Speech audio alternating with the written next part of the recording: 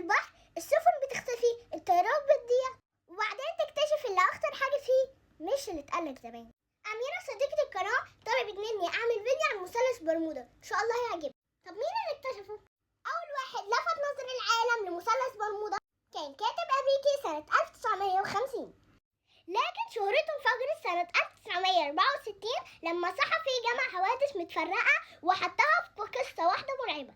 السبب بقى سفن كتير اختفت في برمودا وطلعت أصلا غرقت بعيد عنها بمئات الكيلومترات. الاسم ده كان شماعة للخوف وبس. طيارين كتير قالوا إن لون البحر فجأة بيتحول لأزرق غامق جدا، وده بيحصل في أعمق مناطق في المحيط، منظر يخليك تتلخبط في ثواني مصيرية. طب هل في عالم عربي اكتشفه؟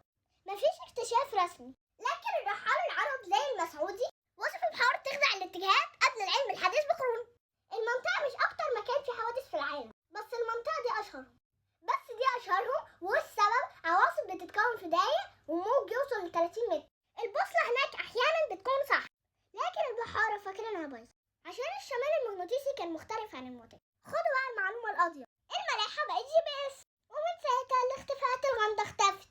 مثلث برمودا مش لغز خارق، هو مثال ازاي الخوف يحول الأخطاء لأسطورة عالمية. مفيش بوابة فضائية ولا حروب، السر الحقيقي هو تغير مفاجئ في الطقس، أمواج عملاقة، وتشويش في البوصلة بسبب المجال المغناطيسي. قبل ما الفيديو يخلص دوس لايك وشير لعالم الناس واعمل متابعة عشان توصلك فيديوهات الحاجات اللي بنحبها من أول مرة اتعملت لحد دلوقتي، وصلى على النبي.